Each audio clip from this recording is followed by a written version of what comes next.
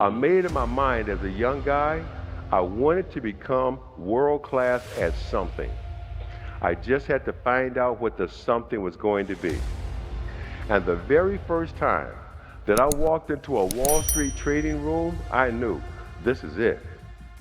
The ticker tape is rolling, the phones are ringing off the hook, people are screaming and shouting out orders, bodies are flying all over the place, and what looked like chaos to anybody else, I could see the natural rhythm in it.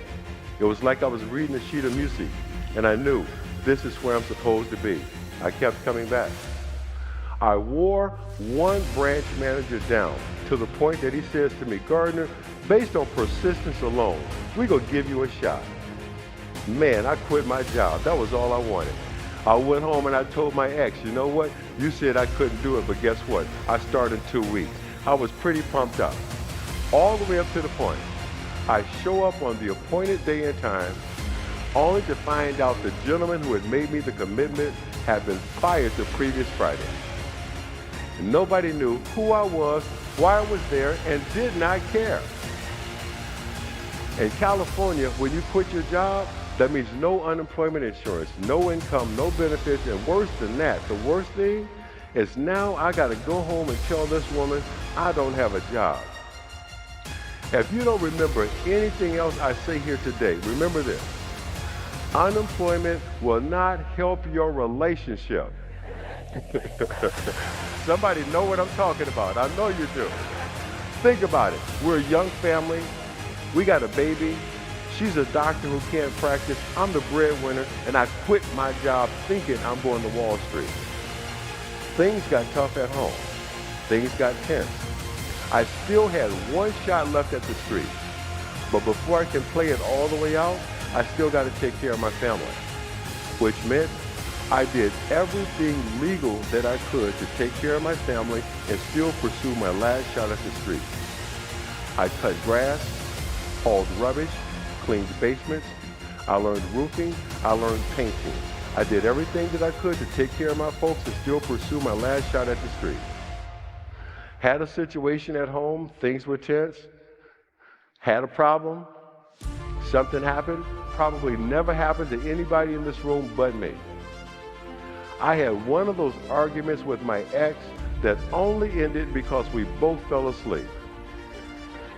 Now somebody know what I'm talking about. I know you do. We woke up in the morning, everybody's feet hit the floor, and guess what? We went at it again. The neighbors don't know what might happen, what could happen, what's going on. They call the police. The police come, they want to make sure everything is fine, take her over here, calm her down, talk to her, take me outside, calm me down, talk to me. And one of my friendly Berkeley police officers doing his job says, do you mind if I search your car? No, sir, go ahead, no problem. Searches the car, nothing.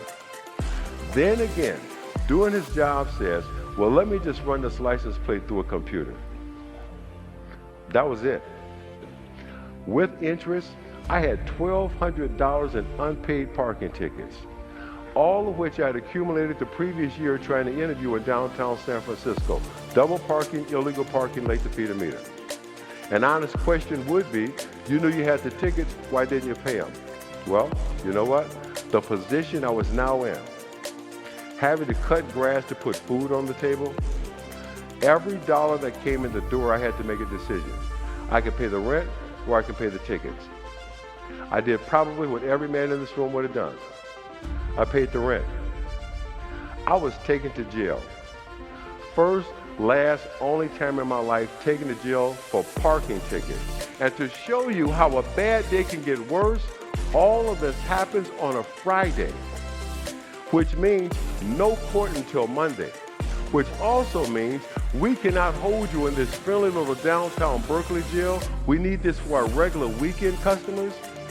I was sent to a place called Santa Rita State Penitentiary, where the most notorious inmate had chopped 23 people to death with an axe. And I'm in here on parking tickets. 10 days. And I know somebody out there thinking about it. Let me tell you something. If y'all got some parking tickets, you need to get up and walk out of here right now. I know you're thinking about it. But for 10 days, All I could think about is, does my little boy know I didn't leave him like my father left me? Does my son know I can't be there because of the circumstances? What's my ex say when my little boy looks at her and says, "Where's Papa?" I was the first thing this boy saw when he came into the world. I was the first thing he saw every morning. I was the last thing he saw every night. And if you've never been forcefully separated from your child, that's an experience that I will pray you never have. Something more pressing was happening. My last shot at Wall Street, my last opportunity was set up the day before I'm to be released from prison. Something happened and nothing or anyone will ever convince me it was anything other than the hand of God. There was a telephone and there was a prison guard. And I said to this guard, I got this one opportunity to work at one of the finest firms on Wall Street. I've been pursuing this for 1 year. I've got to reschedule this one appointment. Will you please let me make this call? No hesitation, without thinking. The guy dials the number and hands me the handset and the cord behind the bars. And the conversation is brief and to the point. Mr. Costello, hey, it's Chris Gardner. Something has come up. Can we reschedule? Blah, blah, blah. Set it up day after tomorrow. Beautiful. You ever know something in your gut? I'm released from prison. State of California satisfied. Something told me. You ever just not need somebody to tell you something? You just knew it. I went to the place we used to call home in Berkeley, California. And I looked through the window. And I knew they were gone. This chick took everything but the dust.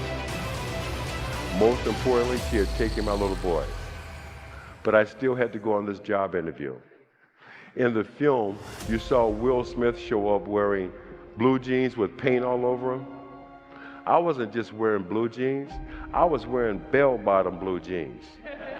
I show up at Mr. Costello's front door and he says exactly what I would have said to anyone who shows up at my front door 6:30 in the morning dressed like that. Delivery's in the rear. I would have said the same thing.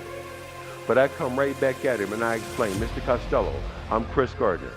Today is the biggest day of my business career. I must admit, I'm underdressed for the occasion. Yeah, you got that right. What happened? I could not think of a lie bizarre enough. I told the truth. It was the best thing I could have done. Turns out, Mr. Costello had been married and divorced 3 times. He started telling me stories about his ex-wives. And that second one, man, I don't know why he ever got married again. He told me some stuff about her. And out of nowhere, he says, you be here tomorrow morning, I will personally walk into the trading room. Beautiful, getting my shot. That's all I wanted. I'm hired. Base salary, $1,000 a month gross. I move into a boarding house, Oakland, California, all I can afford. 3 meals a day and a room. My days as a trainee were the same as they were for every other trainee who's ever started at the bottom on Wall Street. You do the one thing the brokers do not want to do or feel is beneath them, which is cold call. Turned myself into a cold call machine 200 times a day. I don't know if you guys in the back can see this, but in the front, see how this one finger is cockeyed? That's my calling finger. 200 times a day. And at night, study, study, study. And at night, the pain. When will I see my son? How much longer will this go on? My ex and I, unfortunately, were in that space where sometimes the adults start acting like children. And one parent feels like if the only way I can hurt you is to hit you over the head with the baby, I'm going to do it. My ex also began a campaign of what I could only call emotional terrorism. Will call on the phone and let me hear my little boy scream and cry and hang up the phone. Now, this was before star 69 and caller ID. Somebody in here might agree with me. When it comes to your children, you got caller ID in your heart. There could be a room full of a dozen babies crying, and you know if that's your baby or not. put it out of my mind, study, pass my exam, highest score in the class, big deal. My reward, I get to come back the next day and make another 200 phone calls. This goes on for months. And one night, 1 in the morning, there's a knock at the door. And you know who that is? It's my ex. And the conversation is brief and to the point. I can't do this anymore. Here, it's your turn. Just like that, that's how we became homeless.